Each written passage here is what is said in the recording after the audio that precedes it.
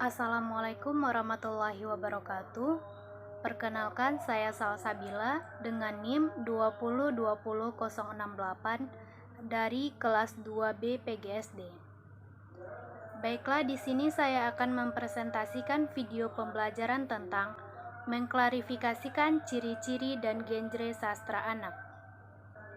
Sastra anak adalah karya sastra yang di dalamnya berisi nilai estetika dan hiburan yang secara keseluruhan dapat dipahami oleh anak yang berusia 3-12 tahun dan disampaikan lewat orang yang lebih dewasa di sekitarnya, seperti orang tua, kakak, atau guru.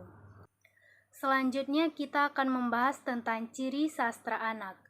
Menurut Puryanto, secara garis besar, ciri dan syarat sastra anak adalah: yang pertama, cerita anak.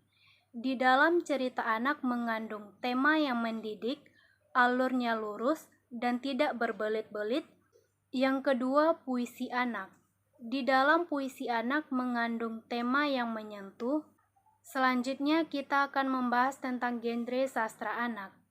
Menurut Rebecca Lukens, membagi genre sastra anak menjadi 6 bagian. Yang pertama, realisme.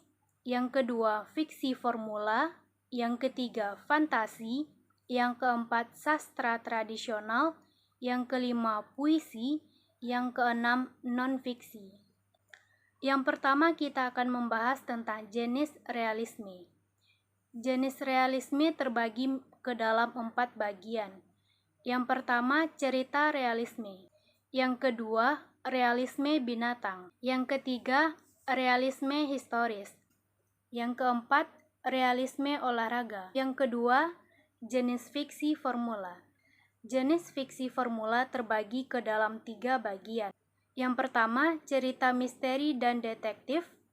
Yang kedua, cerita romantis.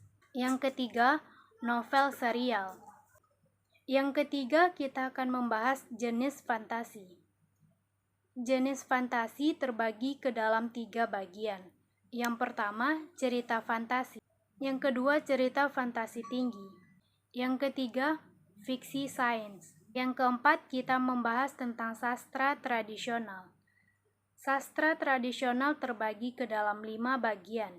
Yang pertama, fabel. Yang kedua, dongeng rakyat. Yang ketiga, mitos. Yang kelima, epos. Yang kelima, kita akan membahas puisi.